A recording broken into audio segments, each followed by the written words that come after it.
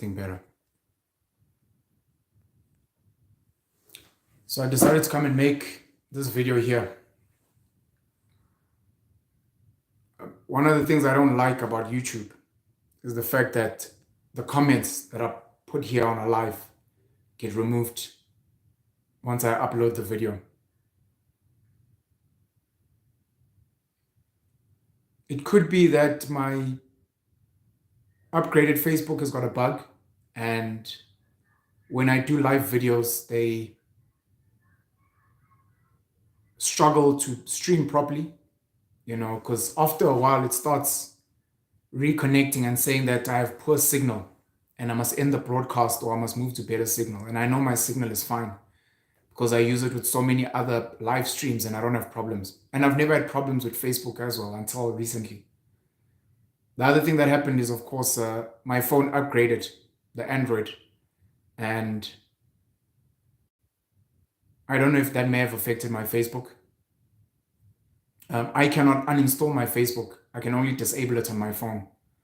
And I can only wait for upgrades to upgrade it. So I'm not really sure what's going on. So I end up having these horrible lives, which normally end quickly. And then I have to resort to pre-recorded videos.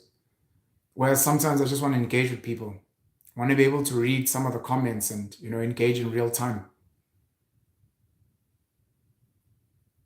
I started my Facebook Live speaking about how so many black people want their land back, or what they call their land back. And so many of them are scared of trying to get their minds back from what their minds were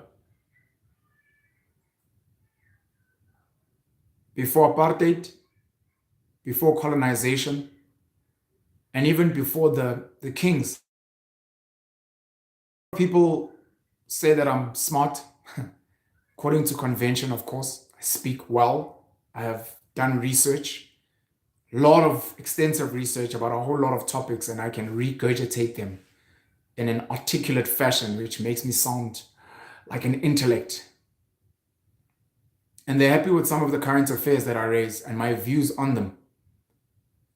They think I have some good solutions. Got some people saying I should run for president of the country of South Africa. And then I start saying Penwell is God. And a lot of people are like, I sukechile bafu, sushayiceleni.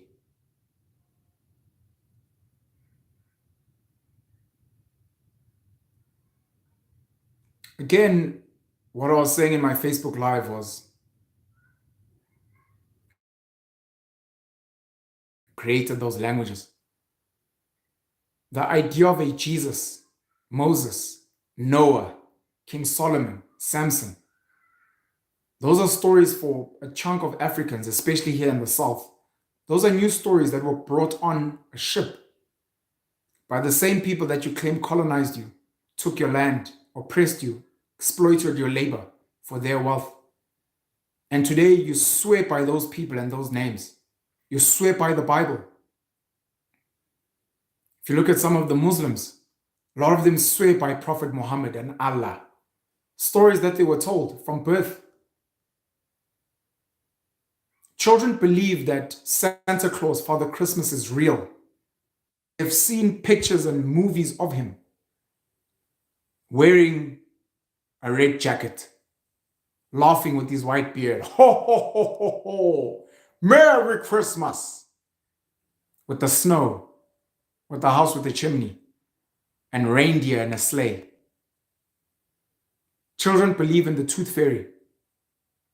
The idea that there's this Tinkerbell, little, probably white girl who flies around to pick up your tooth that you've taken out and then leaves you money. And as time goes on, we are taught to outgrow those fantasies, those stories. If you are 30 years old and you believe in Santa, you're laughed at.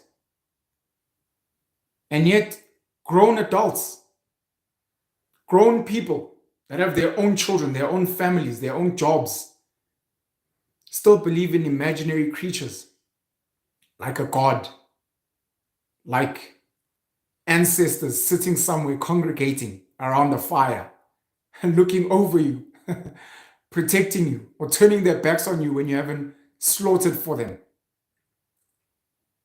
We're not allowed to have these conversations because these conversations force the individual to now begin thinking independently. And free thinking is very scary. Free thinking is like me telling you to stop shopping. Stop buying food from Pick n Pay and Woolworths and ShopRite and Spar. It's like me telling you to stop buying clothing from Edgar's and Foschini and Truworths and Markham, Pep, Ackerman's, Jet. Now you feel stuck like pain, but what now? And I'm like, no, man, those things were created by human beings. You can create your own. You can make your own clothing. How? Where? You can grow your own food. How? Where? So I understand it's a very scary idea and a concept, this thing of free thinking. For the examples I used, clothing, food, it's obviously easy and convenient to go and buy that stuff. If you have money, another human construct. For those who don't have money, I think those are the conversations they need to entertain. What happens if I don't have money? Sri Lanka doesn't have fuel right now. What happens when you don't have petrol and diesel? We speak about high costs in South Africa, but what happens when you don't have them? I can't go there. I don't have fuel for my car.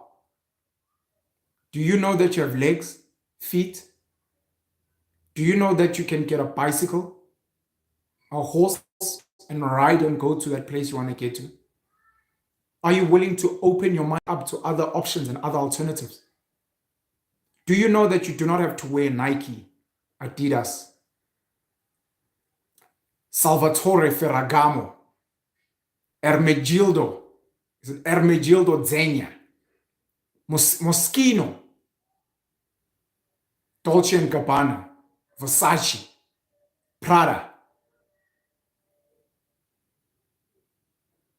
Do you know that you don't have to wear that? You don't have to wear other people's names on you. You can wear your own name. Umdlalos, Van der Merwe, Johnson, Naidu. You can wear your own name on yourself if you want, instead of wearing someone else's name and using someone else's name as a form of validation. That if you see me wearing Louis Vuitton, you believe I have money. Because if someone wears that person's name, it says something about them and their worth in society. Because wearing my own name, Penol Mlotshwa, is not good enough. Who the hell am I? What is my value? How will other people perceive me?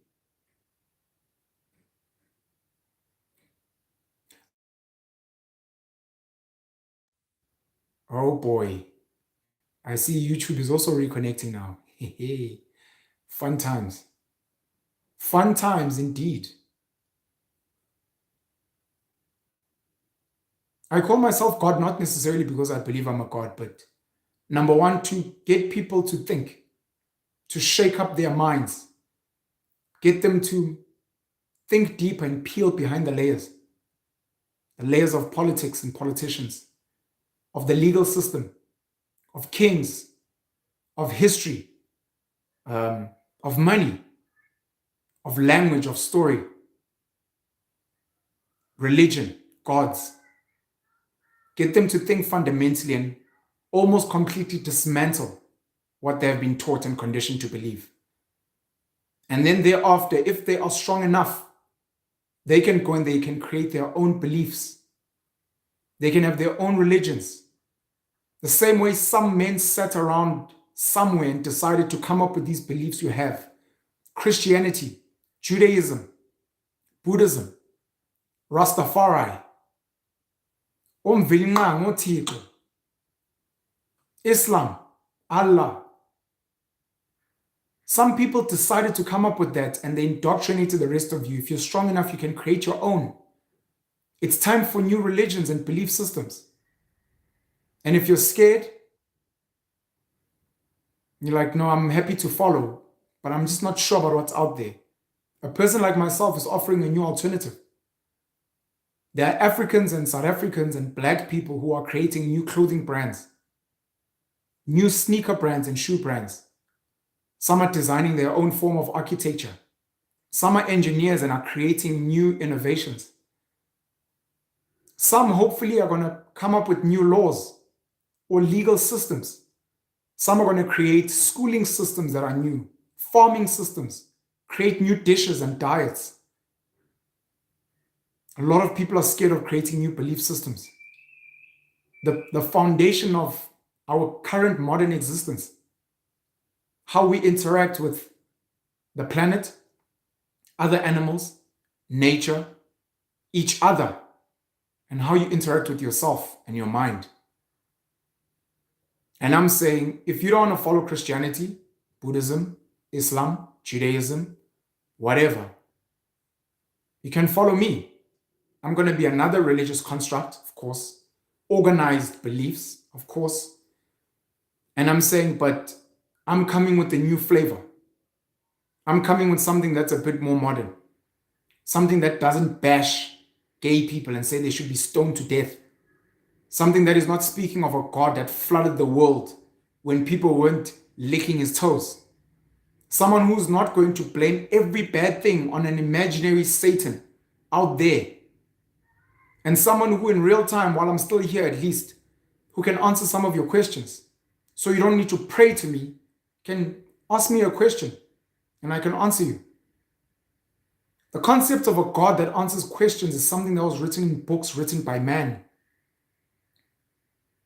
Those men gave you all these tools and these thoughts on how your brain works and how God exists, and he is the creator of heaven and earth, and he is the knower of all things. That is all story designed to keep you safe and comfortable within a space and to not let your mind wander. Because once you become a free thinker, they cannot control you. At any given time, they should always scare you with hell, with heaven, with the fact that God is watching. It's not enough that they can threaten you with prison, that they can threaten you with killing you, that they can threaten you with poverty. Some people aren't scared of those things, but they have to threaten you with something bigger than that, and that is the concept of a God.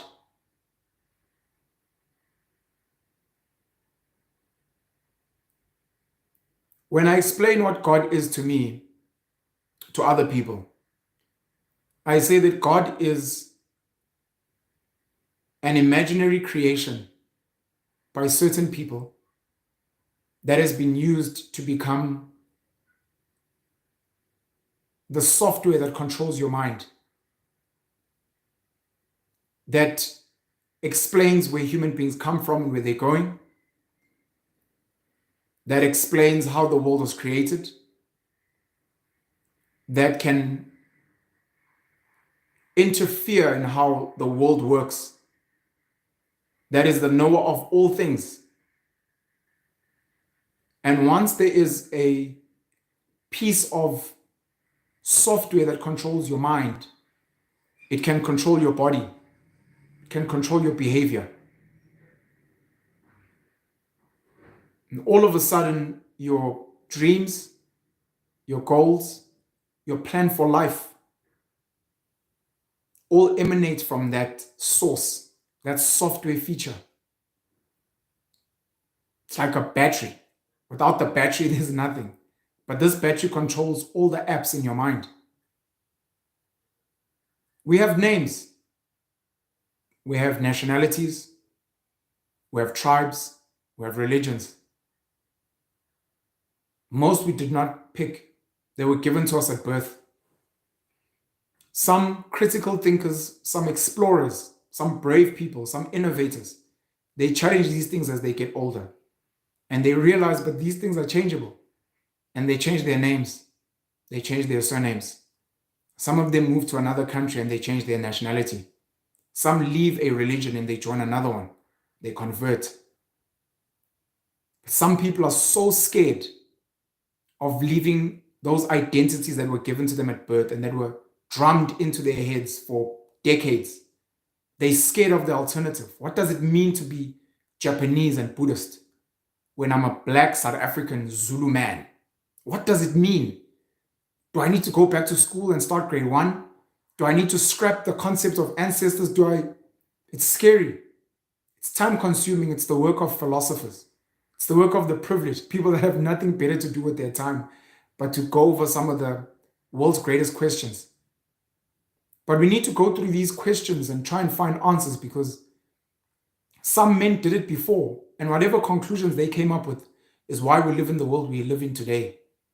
The people that devised prison systems, that devised the legal system with courts and lawyers and judges, the people that devised politics and politicians and governments and parliaments, people that devised the monetary system and banking. It was people that sat like I sit and like other people sit and philosophized certain things and said, we need a new and better way. And they found them, and here we are today. And I'm saying, I don't think some of this is working for a whole lot of us. It works for a whole lot of other people. That's why they won't let it go. They'll actually fight to make sure that other people don't change as well. If I unplug you from money, from the South African rand, from the American dollar, from the euro, those people lose power. Because when they bring $1 million, you'll say, no thanks. I'm fine. I don't need that. I don't value that. When they bring you Louboutin heels, you'll say, no, I don't need that. It's fine. When they give you a Ferrari, you'll say, no, I'm good, thanks. And they realize they can no longer control you. And that's scary for them, because you become a wild animal. Not only are you a wild animal, because wild animals don't reason like humans, but you're a wild animal who has been in the system, understands the system, and is looking to transcend the system. That makes you one of the most dangerous types of wild animals.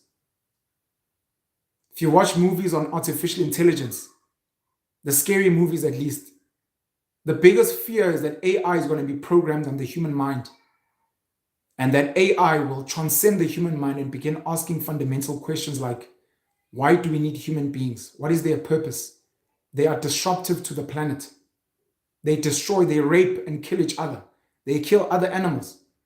Maybe we need to wipe out the human race, because human beings are the biggest virus on the planet called Earth. We cut down trees. We kill wild animals and cause them to go extinct. We rape and kill each other. We burn things. We destroy the supposed ozone layer. And we multiply so quick. We are mold. We are rats. We are cockroaches. And a superior intelligence could say, I found the problem and why the world cannot be sustained. It's because of humans, and they need to be wiped out. And that's the danger of being a wild animal. But not all of us are trying to be destructive. Some of us are just trying to create an alternative way of living so that those who are not happy with the current package offering can unplug and say, no, I don't believe in money. I don't believe in these religions. I don't believe in the schooling system, but I live a very fulfilling life according to Penrealism. Rastas created a really good lifestyle for themselves. Rasta, Haile Selassie, Jah, bless. Buddhists came up with a great alternative, nirvana, finding the God in self and living in peace. The gurus and the monks in Asia and India have realized that you can live with nothing. They forsake everything they own and they go and they live in the mountains to be able to live with nothing. Today we have breatharians who almost eat nothing every day because they're like, even this food you say I don't need that much of it. I'm happy with sunlight and water and a little bit of food just to keep me going. I don't need a purpose. I don't need to build anything. I don't need to chase anything. I don't need to conquer anything or explore anywhere. I am enough by myself. So I'm called crazy for my thoughts, and one of the things I do know is that I'm in good company, because even with history that is warped, all the people that seem to have changed and constructed the society we live in today were rebels, challenged the status quo. A lot of them were persecuted, imprisoned, beaten, maybe killed. It may be a story. It may be a story to get many of you to stay away from trying to rock the boat. Do you want to die like those revolutionaries? But some people are comfortable with the death. They're like, as long as human beings will live better after this, and be more at peace and stop committing suicide and murdering each other. And stop pretending like there are limited resources when this world has got an abundance of resources. Stop lying to people and making it seem like there's no land when there is too much land on the earth. Too much. It's too much land. I don't know, man. I think I'm just trying to answer certain questions that I've had my whole life. And in coming up with new answers, sometimes borrowing from old answers that people don't know about, I'm sculpting my own thing.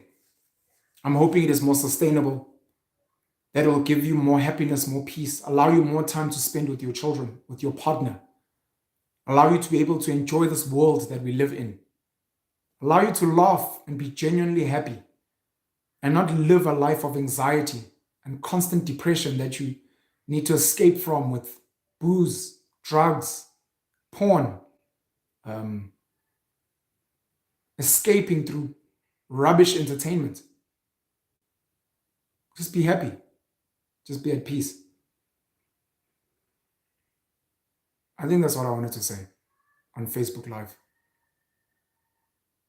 I'm going to post that here. It really sucks that these comments are going to go after I leave.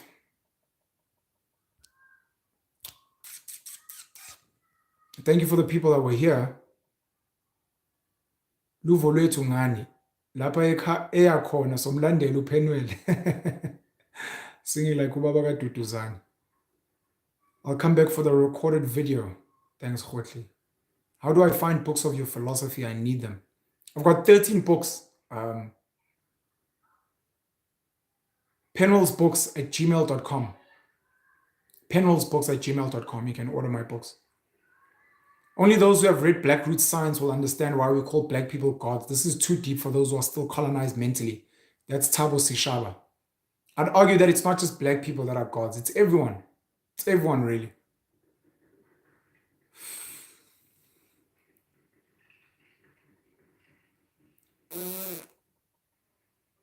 Shoes, I am a god. 11 only, love. People like to keep their mind in a box. Safe. Getting out of a box is scary. Very scary. Molokela Khapili. Mulukela Khapili. There's a lot of decolonization of the African mind to happen before your revolutionary ideas can be appreciated. And I fully understand that. And that's why I need to keep hammering and plowing and planting and watering and fertilizing. You know, it's going to take a while, but if not me, future generations will deal with more fertile minds because of this hard work that I'm doing.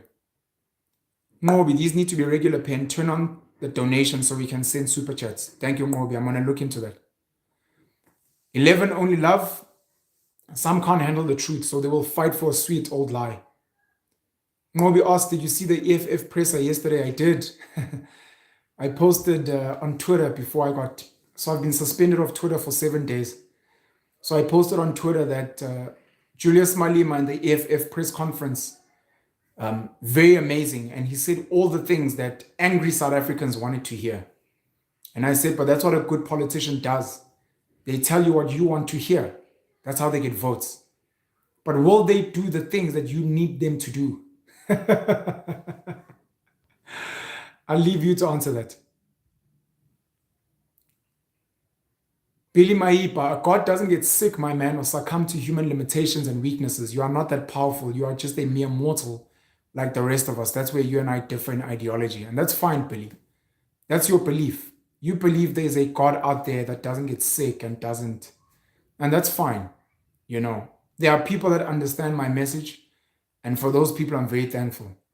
You have never met the supposed God you speak about.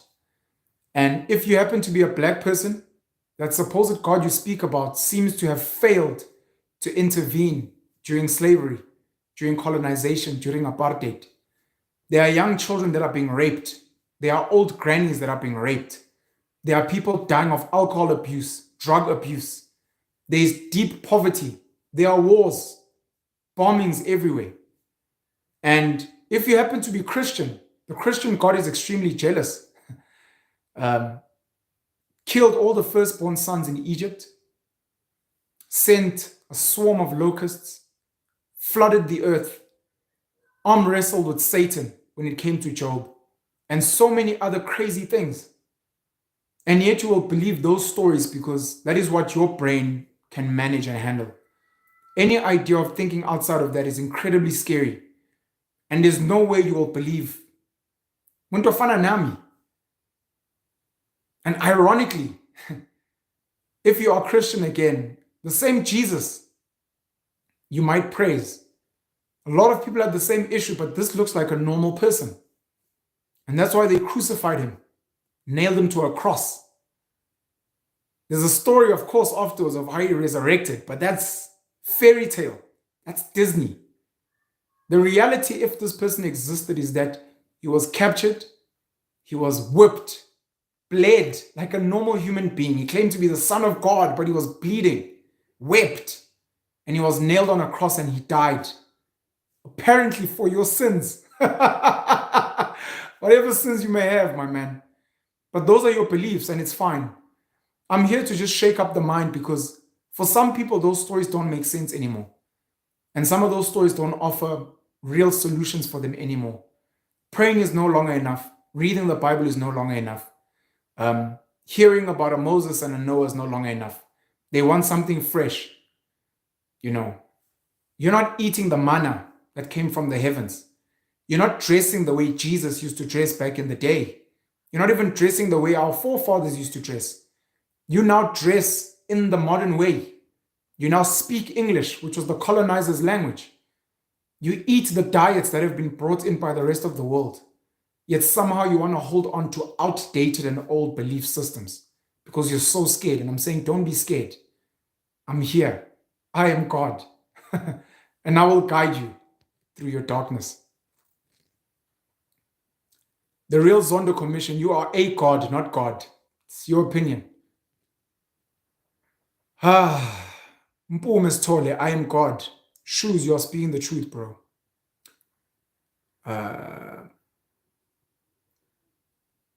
Alien Monic 1, Danko, Godpen, very informative indeed. Your thoughts on USD and the euro rate. Maybe I'll make a video about that at some point. What are your views on melanin and being a god? I'll make a video about that as well. Sibala Mahulu, I am a god. Penwell, how do we deal with Uloiwa? Do you believe it exists?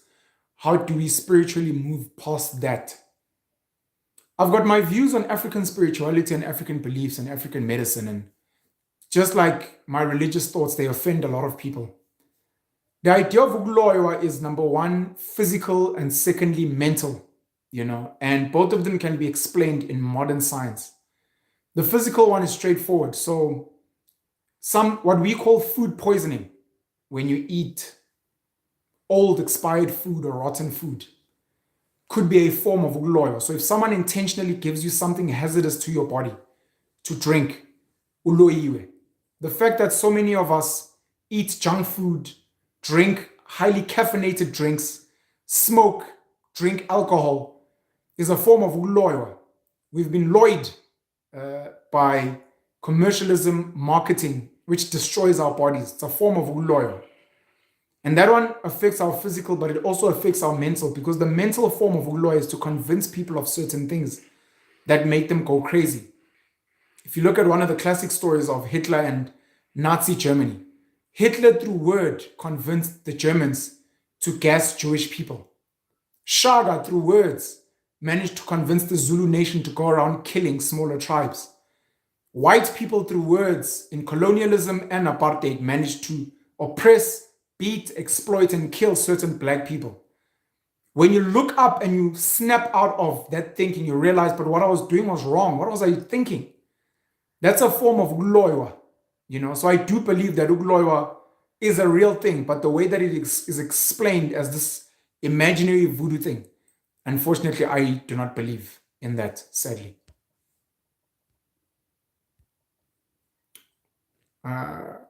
Smesihle Zulu. Now I'm starting to understand you. Thank you. Mutakuli, Mudzunga. I'm dying. I know that we are in a box, but I'm too afraid to get out. I'm dying, Penwell. I don't know if you're dying literally. If you're dying literally, please find peace. understand that we are all going to die, and it is not meant to be scary. Death or the process of dying is meant to be a celebration of your living, especially if you die age 70, 80. You have lived a full life. So why should we be sad? If you're a young child that is maybe 5 years old, unfortunately, you haven't really lived that long, but we can celebrate your 5 years here on earth. We should stop demonizing death and making it the scary, traumatic thing, and we should celebrate the life we got to enjoy for the time we had it. If you're dying in other ways, emotionally, mentally, for example, there are ways around that. You can empower yourself through reading, through watching stuff, through following some of my teachings. You can find like-minded people who will breathe life into you. Positive human beings who are doing great, amazing things, who have become strong, who have found purpose. I know we're scared to leave the box. I don't expect you to leave the box. I myself am in a lot of boxes. I have to acknowledge that because the boxes are strong. If anything, I'm just trying to get your mind to begin playing outside the box so that if ever someone burns the box, takes the box away, changes the box, you will not die with the box. What does that mean? It means if load shedding results in a total blackout in South Africa, if we run out of petrol and diesel like Sri Lanka, if the internet goes down completely, if parliament gets shut down and we no longer have politicians, if our money becomes worthless like the Zimbabwean dollar, because your brain has created an ability to think outside of the box, you will find solutions. And you will remember that these things may be gone now, but they were created by human beings. And we can recreate some of these things if we want, or we can create new things. That's all I'm trying to do. Getting your mind to be more flexible to a life outside of your current existence. And once you have done that, you will begin meeting people that live outside of the box and spend some time with them and build a confidence so that one day you can throw the box away, keep it as a backup, or you can live in the box and every now and then just visit outside of the box. I think, in effect, that is what I'm trying to do for my life and for the people that follow me that I call penalists. Nkanyezi Yogusa Khumalo. Thank you very much for the emojis. Mhlanga, after all the damage that religion has done, why do you want to start another one? To answer your question very simply, Mhlanga, religion is defined as an organized belief system. The idea of saying, let's say, religion is bad is like saying politics is bad just because certain political parties like the ANC or the National Party did bad things. You look at, for example, as young as they are, the Patriotic Alliance of Gayton Mackenzie and the good work they've done in the Karoo. You can use a political party to do good as much as the political system may be bad. So just like that with religion, I can create a religion of true empowerment where I'm not asking you to pray. My form of prayer might be, please go and plant food. And that can be a real thing. And when people say, what is your religion? You say it's penalism. What does penalism say you must do? Penalism says we must plant our own food. And by that, you solve your own problems.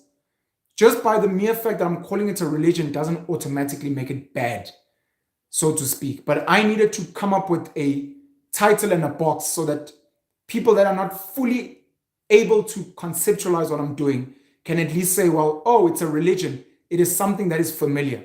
What does his religion have to say? What does it stand for? What is his Bible? Where is his church? What are his 10 commandments? It becomes easier and more palatable to get people to buy into that than into some of the more philosophical conversations I have that seem to leave people a bit dizzy. I hope that makes some sense. Sanele, there were early Christians that believed that Jesus was not divine, and I can believe that. You find someone like a Nelson Mandela who has become some kind of a godly figure as well.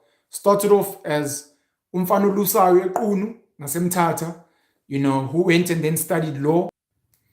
Sorry, my video was disrupted by a phone call. So Nelson Mandela, who went and studied at the University of Wits, became a boxer, married a woman. He beat her at some point, sadly. Divorced, married another woman. Decided to become an activist and a fighter, Joined the ANC, and then he became very prominent. Went to prison, came out, became a great leader, and has become immortalized. There are statues that have been built in his honor. There are streets named after him. There are townships. There are, He's become this amazing figure. But there are people that grew up with Nelson who are like, Holy Shash, I was just the outie. You know, his ex-wife could have been like, yo, that fucking idiot. Uwini can give her own views. So it's very normal that even some of the people that may have admired him and followed his leadership, they may have been so close to him and maybe also just been critics and said, I think this guy is overrated. But for everyone else, he becomes a godly figure, like Gandhi, like Mother Teresa, like Elon Musk today. Hotli, Daffy, you have a godly laugh, God Penwell. I laugh like God. Andile Vugile, he resurrected and died again by his own will. Lol, what a lie. Grace Ndlovu, did you create yourself so you can qualify to be God? Again, to someone like Grace, the concept of that you were created by a God is a story that you believe. Some people do believe the source of where we come from is like an Adam and Eve. They had children, and then somehow all of us arrived here, which means we're all family and we're all incestuous beings. Somehow, that's a story that you choose to believe. I cannot fully explain where we come from. I cannot fully explain where we're going. And that's one of the differences with me. I'm not going to sell you a lie. You know, I know your mind so desperately wants to know those things. And that's why certain people came up with these scriptures to answer those questions for you. But it is just a story. There are scientists today who say that we come from the Big Bang. There was a Big Bang theory, for example, of how human beings came here. Some of those scientists believe in evolution theory, that we came from the apes and we have evolved over time and that they were dinosaurs. It is completely up to you what story you believe in. I come from my parents because I saw my parents. Beyond my parents, when I look at my children, I know of conception, of the sperm and the egg coming together. When we go back to my forefathers, to the beginning of supposed time, I don't know if there was a beginning of time. All I know is the beginning of my consciousness. So my reality is from when my eyes opened, when my brain started thinking, when I started consuming the world. So as far as I'm concerned, the world only exists because I exist. Once I stop existing, there is no world. So because I exist and because the world and my universe revolves around me, I get to choose what I believe. If I want to believe in a Jesus and a Christian God somewhere, it is my choice, just as it is your choice to do that as well for yourself. Men's Dube on point about Christian God, the Sumerian texts, why are they shunned and even discredited? I cannot answer about the Sumerian texts. I know the Bible has been translated into a lot of languages. Some of the Gospels apparently are missing. I don't know who decided to compile it the way it's been compiled. There's stories about James. There's stories about the Jesus character being modeled behind, I think, Cesario Borgia or whatever the person's name is. So those things are just story, and you can choose if you want to entertain them and maybe look for secrets and hidden truths there, or you can just let them go and create something new. Billy Maipa, human suffering is caused by humans, period. God gave us everything. We are messed up. There's always a scapegoat. Right. Human suffering is caused by humans. And according to Billy, humans come from God, which means God created these creatures that cause each other suffering. And when they cause each other suffering, that same God does not take accountability for that suffering. He assigns it to a Satan figure who apparently came from Lucifer, that was also created by the same God. So the God makes no mistakes, and yet human beings, here we are with mistakes. Here Lucifer and Satan and the devil is with his supposed mistakes, all coming from the same God. But this God is apparently pure and he is not evil. It's crazy. King Ace, words are really powerful weapon, just like a mind is one. Needs to use these powerful tools with great caution. I fully agree. Once you realize how powerful your mind is, that's where you start being called crazy, especially if you, like me, have some kind of ability to begin convincing other people to buy into your alternative thoughts. Wisdom Life. The belief in Jesus can never be reasoned. It's either you believe in that revelation or you don't, even if you think his death in Disney fable. But some of us have a better life by his death. And that's fine, because one of the hacks that the people that came up with religion discovered was this concept of faith, this believing without seeing. The whole concept is premised on you either believe or you don't. And because of that, it allows them to play around with your mind in a crazy way. It's like saying there are aliens out there. Just for the fact that you haven't seen them doesn't mean they're not there. You either believe or you don't. And it's literally that. So for you guys that believe it, by all means, please keep doing it. Dimitri Titis or TTS, the black pen. If you take information, knowledge from someone, don't classify yourself as God. Grace and Jove. But Grace, who are you to criticize me if you yourself are not God? I'm saying I'm God. You don't agree, and that's fine. But you're coming to criticize me, and yet you are not a God. So who are you to tell me how I'm meant to reason? That's the problem with your argument, unfortunately. Everything comes from something. Remember, there's a creator, there's an originator, and that's your belief. It is not mine. You cannot force your beliefs onto me, just as I cannot force my beliefs onto you. All we can do is let our different beliefs exist, and then other people will choose what makes sense to them. I see Grace Ndlovu was writing in capital letters and with a lot of exclamation marks, so I'm not going to read that anymore. That's an emotional person defending their God. Shout out to them and their God and their beliefs. Please don't strike me with lightning. Sanele, you all must understand, when Penn says he is God, he's merely saying he's the master of his own destiny. He believes in his own authority above all else. It's really as simple as that. And for other people who want an authority that is not themselves, they can then follow me. As simple as that. Grace asking dumb questions like, what came first between an egg and a chicken? I think you came first, Grace, and then the chicken, and then the egg. Oh, geez. Anyways, yeah, I think that's the end of the comments. I hope you guys will have a blessed Friday, and I will try to make more lives like this because unfortunately Facebook is hating on my swag. I love you guys very much, man. Take care of your mental sanity. Take care of your physical bodies by exercising and training. Make sure you spend time with your loved ones. Make sure you're learning how to grow your own food, or at least learning how to hunt and forage.